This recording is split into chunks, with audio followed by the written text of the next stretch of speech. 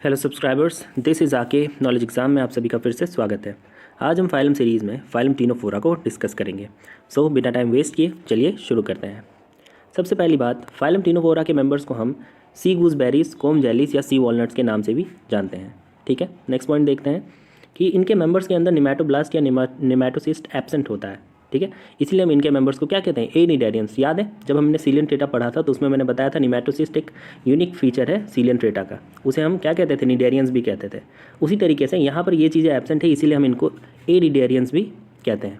अब निमैटोब्लास्ट की जगह पे इनमें क्या होता है, इनमें एक स्पेशल टाइप ऑफ सेल्स होता है जिसे हम लेजो सेल्स कहते हैं, और यही सेल्स इनको मदद करते हैं प्रे को पकड़ने में। ठीक है, अगला पॉइंट देखते हैं, इनके मेंबर्स कैसे होते हैं। तो ये एक्सक्लूसिवली मरीन होते हैं। इसका मतलब क्या है कि सिर्फ और सिर्फ मरीन वाटर में ही इनके मेंबर्स पाए जाते हैं। साथ ही साथ इनको हम पैलेजिक एनिमल्स भी कहते हैं। ठीक है, अब इसका मतलब क्या हुआ पैलेजिक एनिमल्स का, तो ओशन में एक पैलेजिक जोन होता है। अब ये जोन कैसा होता है, जो ओशन का जो सरफेस होता है उसके पास में, जो सरफेस के पास वाला एरिया, ठीक है, जो कॉलम होता है पानी का, उसी को हम पैलेजिक जोन कहते हैं। ठीक है, तो इसमें जो है ऑर्गेनिजम्स पाए जाएंगे, इस जोन में जो ऑर्गेनिजम्स पाए जाएंगे उसे हम क्या कहेंगे, पैलेजिक एनिमल्स कहेंगे। तो ये क्या होते हैं, इनके मेंबर्स इसी जोन में फ्लोट करते रहते हैं। ठीक है, नियर द सरफेस। ठीक, नेक्स्ट है कि इनके मेंबर्स क्या शो करते हैं, एक बहुत ही important feature that is bioluminescence इनके मेंबर्स शो करते हैं। ठीक है, हर बायो के स्टूडेंट को पता होता है बायोलुमिनेसेंस क्या है। तो जब कोई लिविंग ऑर्गेनिज्म अपने बॉडी से लाइट को एमिट करता है उसी को हम क्या कहते हैं, बायोलुमिनेसेंस कहते हैं। ठीक है, आगे बढ़ते हैं। सिमेट्री की बात करें तो टिनोफोरा के अंदर रेडियल सिमेट्री पाया जाता है। ठीक है, और देखिए यहाँ पर एक स्पेसिफिक टर्म मैंने ब्रैकेट में लिखा है, डेट इज़ बाई रेडियल। ठीक है, दोनों को समझेंगे। सबसे पहले ये जान लीजिए कि रेडियल सिमेट्री क्या होता है। किसी ऑर्गेनिज्म को मैंने पकड़ा, ठीक है, और किसी भी प्लेन में मैंने उसको क्या किया, काटा, और ये देखा कि वो दो इक्वल हाफ्स में डिवाइड हो गया है। ठीक, तो ऐसे में क्या होगा, ऐसे ऑर्गेनिज्म को कहेंगे कि उनमें रेडियल सिमेट्री पाई जाती है। ठीक है, तो इसी तरीके का सिमेट्री टिनोफोरा में भी होता है। बस थोड़ा सा क्या बोलते हैं, हट के बात यह है कि मैंने कहा किसी भी प्लेन से, लेकिन टिनोफोरा के मेंबर्स को सिर्फ दो प्लेन से ही हम लोग ऐसा कर सकते हैं। ठीक है, यानी टिनोफोरा के मेंबर्स को जब मैं पकड़ूंगा तो सिर्फ दो ऐसे प्लेन मुझे मिलेंगे जहाँ से मैं उनको कट करूंगा तो वो इक्वली दो इक्वल हाफ्स में डिवाइड हो जाएंगे। ठीक है, इसीलिए दो से क्या टर्म बन गया, बाई। ठीक, तो इनकी सिमेट्री का नाम क्या हो गया, बाई रेडियल सिमेट्री हो गया इनके अंदर। ठीक, नेक्स्ट है, इनके मेंबर्स क्या होते हैं, डिप्लोब्लास्टिक होते हैं। ठीक है, क्या होते हैं, डिप्लोब्लास्टिक। तो हमने फाइलम पॉरीफेरा पढ़ लिया है, फाइलम सीलियन ट्रेटा भी पढ़ लिया है, अब पढ़ रहे हैं फाइलम टिनोफोरा। तो तीनों में अभी तक हमने क्या देखा, डिप्लोब्लास्टिक नेचर देखा। ठीक है, अगला फाइलम जो प्लाटीहेल्मिन्थेस हमारे सामने आएगा उसमें क्या होगा, ट्रिप्लोब्लास्टिक नेचर शुरू हो जाएगा। ठीक है, याद करने का एक तरीका है। इसी तरीके से जब हम लिंक करके पढ़ेंगे तो सारी चीज़ें हमको याद हो जाएंगी। चलिए आगे बढ़ते हैं।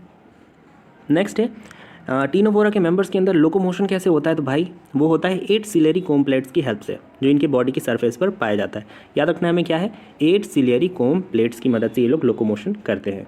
ठीक है, अगला है, इनमें डाइजेशन कैसा होता है, तो digestion extra cellular as well as intra cellular होता है। दोनों टर्म्स को मैंने पिछले सीलियन ट्रेटा वाले वीडियो में एक्सप्लेन किया था। ठीक है, नेक्स्ट देखते हैं, इनमें क्या होता है, तो कोई स्पेशल ऑर्गन्स तो है नहीं कि कोई स्पेशल फंक्शन हो इनके अंदर, है कि नहीं। तो इसीलिए स्केलेटन हो या फिर एक्सक्रीटरी हो या रेस्पिरेटरी सिस्टम हो, इनमें क्या होता है, टोटली एब्सेंट होता है। इनके लिए कोई भी ऑर्गन या टिश्यू स्पेसिफिकली नहीं पाया जाता है। ठीक, अब जिसमें भी ये चीज़ें नहीं पाई जाएंगी तो कॉमन सेंस है वो किससे रेस्पिरेशन कर डालेंगे या किससे एक्सक्रीशन करेंगे, तो अपने बॉडी सरफेस से। बहुत बार ये चीज़ मैंने कहा है पिछले फाइलम में भी, जो लोअर ऑर्गेनिजम्स होते हैं वो ज़्यादातर अपना बॉडी सरफेस से ये सारा काम कर लेते हैं। ठीक, चलिए आगे बढ़ते हैं। अब बात करते हैं रिप्रोडक्शन की। तो पहला फीचर है हमारा कि टिनोफोरा के मेंबर्स क्या होते हैं, बाइसेक्सुअल होते हैं। ध्यान रखना है, टिनोफोरा के मेंबर्स क्या हैं, हमारे बाइसेक्सुअल होते हैं। नेक्स्ट है, इनमें सिर्फ सेक्सुअल रिप्रोडक्शन पाया जाता है। ठीक है, क्या होता है, टिनोफोरा के मेंबर्स के अंदर सिर्फ और सिर्फ सेक्सुअल रिप्रोडक्शन हम लोग देखते हैं। साथ ही साथ फर्टिलाइजेशन कैसा होता है, तो एक्सटर्नल होता है। ये बातें सारी ध्यान रखनी है। कैसे होता है, देखो एग्जाम में डायरेक्ट क्वेश्चन ऐसे बन जाता है कि कौन सी बातें टिनोफोरा से रिलेटेड सही है या फिर कौन सी बातें टिनोफोरा से रिलेटेड गलत है। कुछ ऑप्शंस हमारे सामने दे दिए जाएंगे, उसी में से हमको सही सेलेक्ट करना है। तो एग्जामिनर क्या करेगा, एक्सटर्नल को इंटरनल कर देगा, sexual reproduction only sexual reproduction को कर देगा, सेक्सुअल एंड एसेक्सुअल बोथ कर देगा। ठीक है, इसी तरीके से क्वेश्चन फ्रेम होते हैं। चलिए आगे बढ़ते हैं।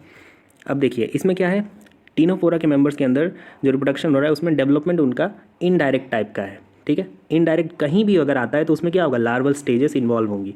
तो सिंपल सी बात है, लार्वल स्टेजेस अगर इन्वॉल्व है तो कोई लार्वा का स्पेसिफिक नाम होगा जो हमारे एग्जाम ओरिएंटेड इंपॉर्टेंट हो जाएगा। ठीक है, तो इसी तरीके से टिनोफोरा के मेंबर्स के अंदर कौन सा लार्वल स्टेज देखते हैं हम लोग, तो उसका नाम है सीडिपिड लार्वा। अब इसकी खास बात क्या है, ये फ्री लिविंग होता है। ठीक है, तो ये बातें याद रखनी है हमें। नेक्स्ट देखते हैं।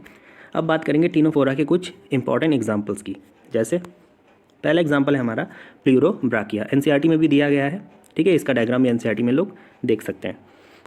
नेक्स्ट एग्जाम्पल है हमारा टीनोप्लाना। तो मैंने जब सीलेंट्रेटा पढ़ाया था तो उसमें मैंने एल सायोनियम बताया था, जिसका कॉमन नेम है डेडमैन्स फिंगर। तो मैंने जब ये पढ़ाया था तो मैंने बताया था ये टीनोप्लाना से क्या करता है, कॉमेंसिलिज्म शो करता है। उसी तरीके से यहाँ पर मैं रिपीट कर रहा हूँ, ये टीनोप्लाना क्या करता है, एल सायोनियम से अपना कॉमेंसिलिज्म शो करता है, ठीक है। कॉमन नेम एक हिसाब से रिविजन हो गया, इसका कॉमन नेम क्या है, डेडमैन्स फिंगर है। नेक्स्ट देखते हैं। नेक्स्ट है हमारा चेस्टम, जिसे हम क्या कहते हैं, कॉमनली वीनस गर्डिल कहते हैं। तो बहुत बार क्वेश्चन आ जाता है वीनस गर्डिल किसका मेंबर है, तो वो हो जाएगा हमारा फाइलम टीनोफोरा का, ठीक है। नेक्स्ट एग्जाम्पल जो कि बहुत इंपॉर्टेंट है, दैट इज़ यूक्लोरा रूब्रा। अब देखिए इसकी खास बात क्या है, तो ये इकलौता टीनोफोरा का ऐसा मेंबर है जिसके अंदर स्टिंगिंग सेल्स हैं। और स्टिंगिंग सेल्स कौन सी वाली, निमेटोसिस्ट वाला जो हमने सीलेंट्रेटा में पढ़ा था उससे रिलेटेड है ये, ठीक। तो इकलौता, मैंने क्या स्टार्टिंग में ही बताया था कि टीनोफोरा के मेंबर्स के अंदर नहीं होता है निमेटोसिस्ट, इसीलिए हम उनको एनिडेरियंस कहते हैं। लेकिन इकलौता मेंबर एक्सेप्शन के रूप में कौन है, यूक्लोरा रूब्रा, जिसके अंदर स्टिंगिंग सेल्स यानी निमेटोसिस्ट पाया जाता है, ठीक है। So this was all in this video. Hope आपको ये वीडियो पसंद आया होगा। अल्टीमेटली दिस वॉज आके signing off from the knowledge exam team.